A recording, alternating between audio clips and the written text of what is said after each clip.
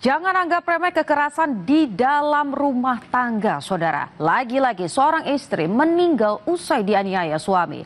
Kali ini menimpa seorang perempuan di Jakarta Timur. Korban meninggal usai dibakar suami karena menolak memasak mie instan.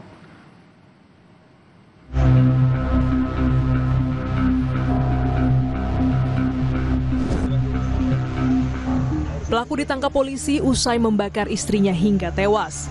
Siapa sangka, tindakan sadis pelaku hanya karena kesal. Istrinya menolak memasakkan mie instan yang ia minta. Tak hanya membakar istrinya, pelaku juga menganiaya ibu mertua yang pada saat insiden terjadi berusaha melerai keduanya yang sedang cekcok.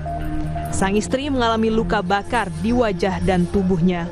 Meski sempat diobati di rumah sakit, korban akhirnya meninggal dunia. Tersangka ini meminta tolong kepada korban, dalam hal ini istrinya, untuk membuatkan mie.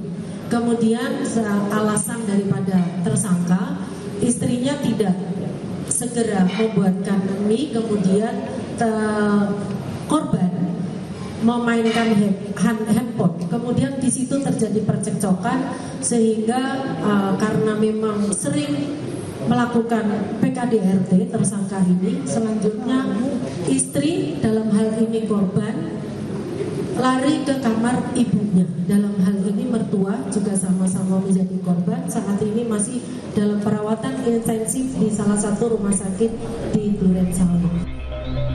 Pelaku kini telah ditahan dan diancam pasal 340 dan 351 KUHP tentang pembunuhan berencana dan penganiayaan dengan ancaman hukuman maksimal hukuman mati atau penjara seumur hidup. Tim Liputan Kompas TV.